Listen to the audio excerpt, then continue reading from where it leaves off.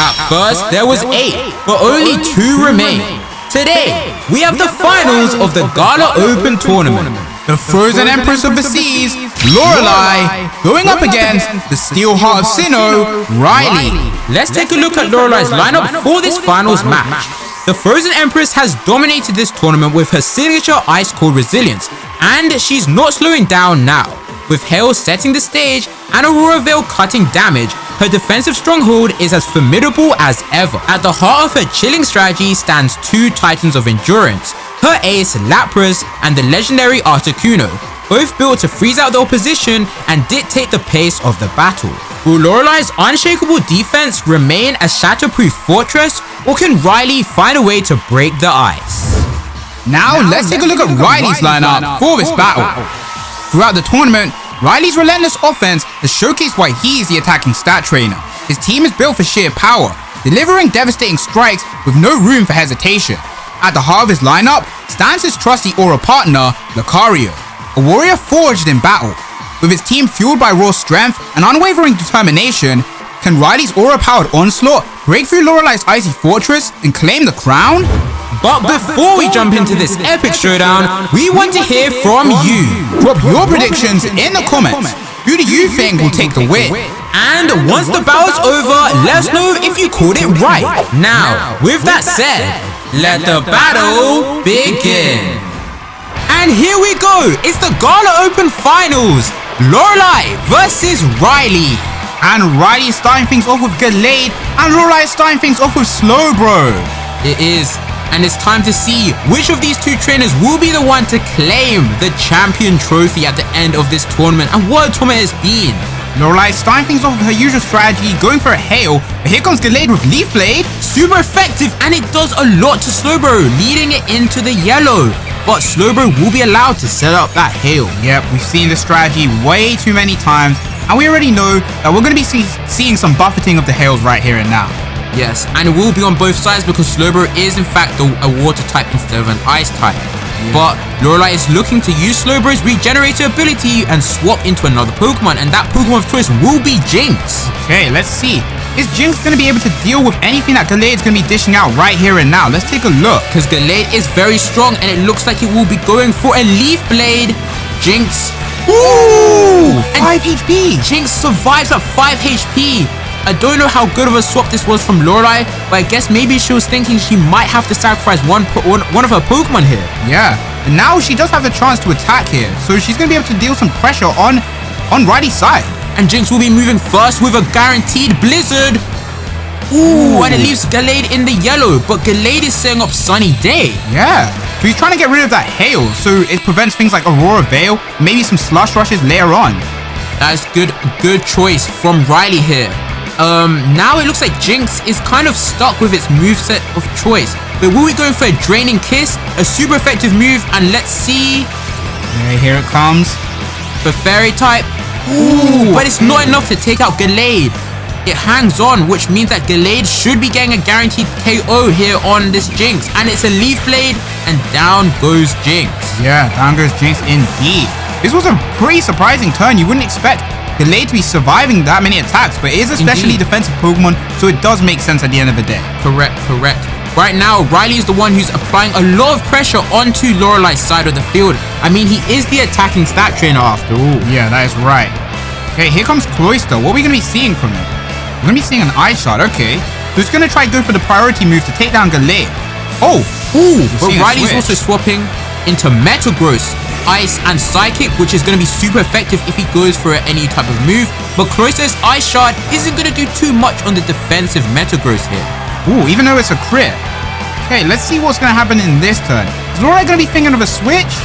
Looks like that's the case. It would be the right move, and she is in fact swapping into Slowbro. Its regenerator ability has worked, so it's gained more of its health back here. Okay, let's see. But what is Metagross going to be going for here?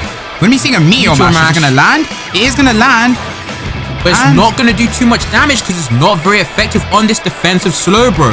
Oh, and here comes... Yeah. Wait, this could be very clever. We've seen this before. But Metagross will be moving first with a super effective Thunder Punch.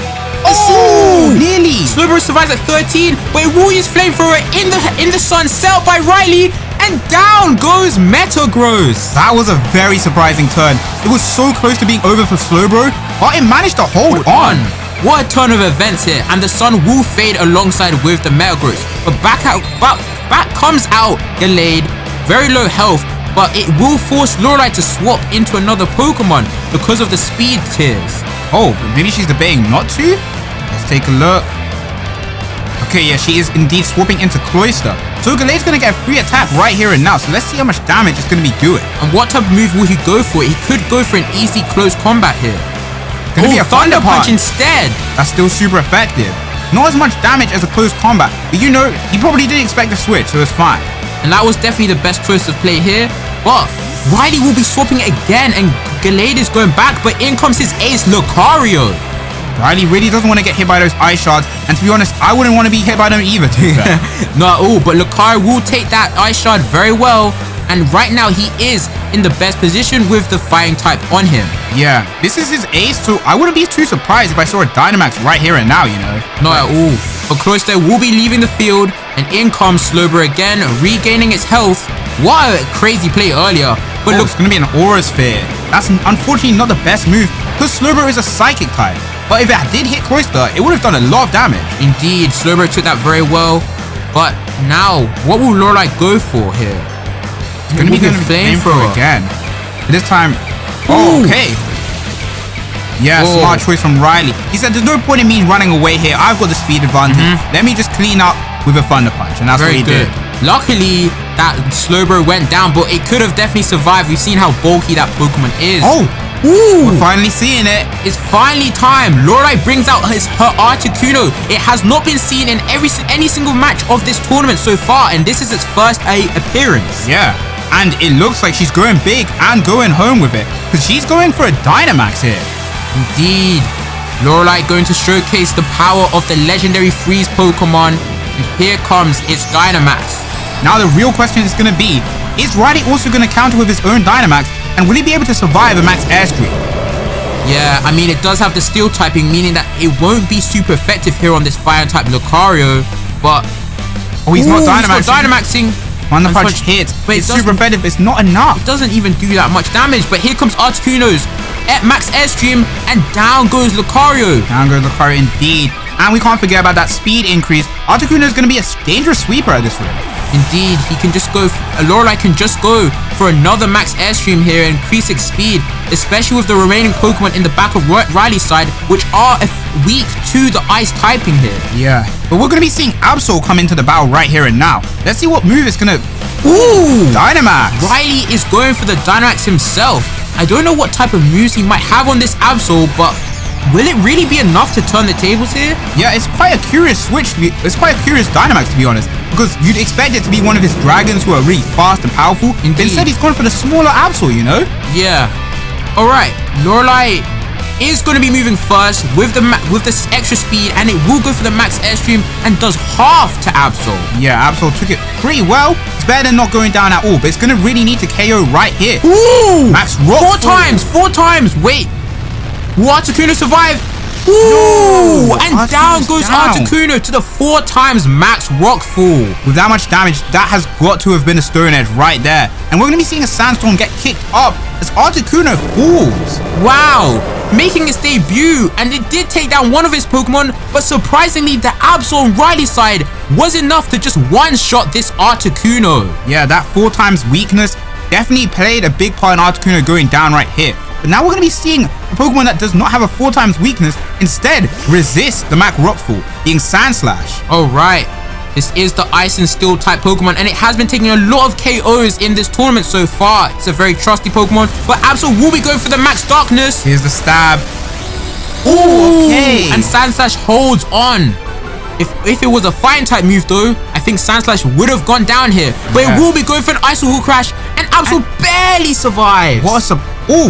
And it survives the buffeting as well. What a lucky Pokemon. Especially with that stability, you know, super luck. It's playing a part here. But it won't be so lucky here because the Ice Shard will be moving first, and down goes Absol. That's really unfortunate. Only 2 turns of Dynamax moves, and it's unfortunately had to go down. Right now, this match can really go either way. But here comes Riley's Dragon type, first Dragon type, which will be Salamence. It's times 4 weak to ice, so this really isn't the best case. And here's gonna be an ice shard. Oh! And Salamence has gone down without even getting to do anything. It's expected, it is 4 times weak.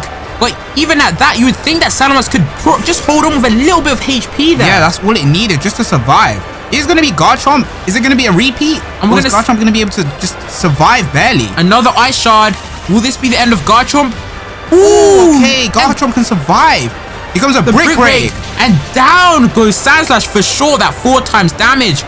But geez, that Sandslash could have just gone on a sweep that right there and just taken out both of these dragons. Yeah, I bet Riley right now is wishing he just did this right from the start. Because Salamence went down without having to put out a fire. Ooh. Indeed.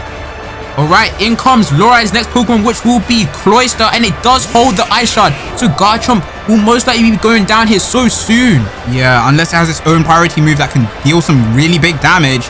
And no, it does not. Cloyster will be getting a guaranteed KO here on this Garchomp.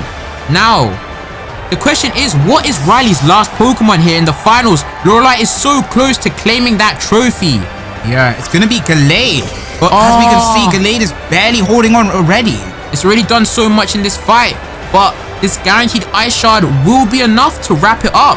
Yeah, we should be saying goodbye to Galar right here and now. And Ice Shard does connect, making Lorelei, Elite 4 trainer Lorelei, our champion of the Galar Open Tournament. What a run she has put on in this tournament so far. It was truly crazy to see. Once again, congratulations to Lorelei, your champion of the Galar Open Tournament. What an ice-cold display of dominance from the Frozen Empress. She proved why she stands at the top, controlling the battle from start to finish. And commiserations to Riley. His performance throughout the tournament was nothing short of stellar. And in this final match, he truly gave it everything he had. But folks, the battle isn't over yet. As promised, Lorelei has earned the ultimate prize. A showdown with Galar's very own champion, Leon. A heated clash of ice and fire is coming soon, and you do not want to miss it. Stay tuned, and thank you all for watching and supporting the Galar Open Tournament. And hey, don't forget to like, subscribe, and hit that bell on the World Pokemon Battle Association channel, so you never miss a moment of the action. See you all there.